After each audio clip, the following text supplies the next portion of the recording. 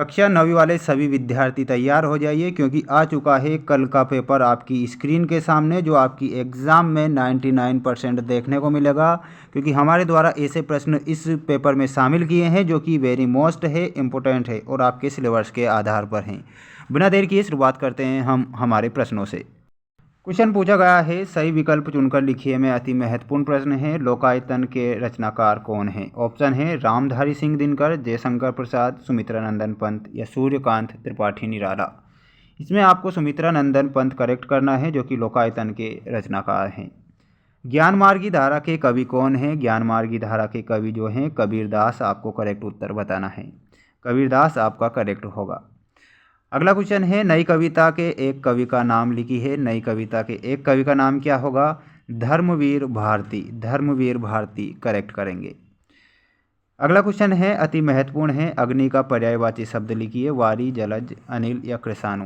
कृषाणु आपको बताना रहेगा। अर्थ के आधार पर वाक्य को कितने भागों में विभाजित किया गया है? अर्थ के आधार पर वाक्य को 8 भागों में विभाजित किया गया है।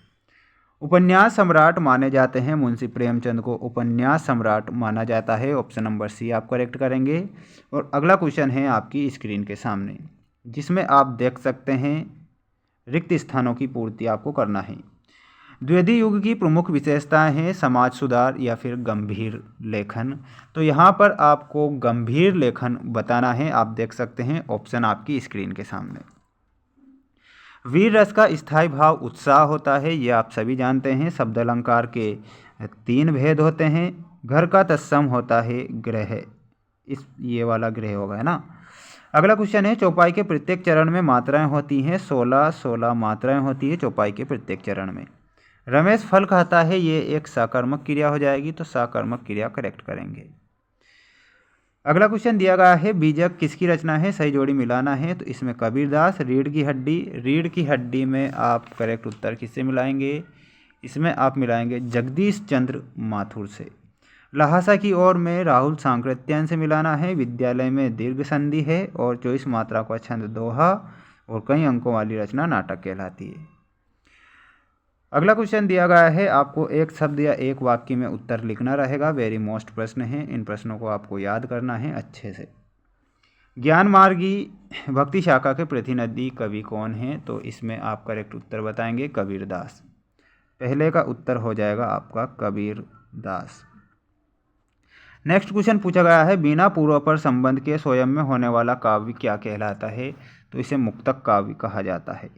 कौन सा काव्य होता है? मुक्तक। मुक्तक काव्य आप करेक्ट करेंगे।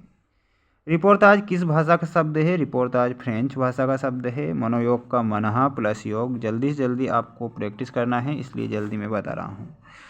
अनुकूल का विलोम शब्द आपको कमेंट बॉक्स में बताना है कि इसका करेक्ट उत्तर क्या होगा। रीढ़ की हड्डी एकांकी किस समस्या पर आधारित है? तो ये विवाह समस्या पर, विवाह समस्या पर आधारित है।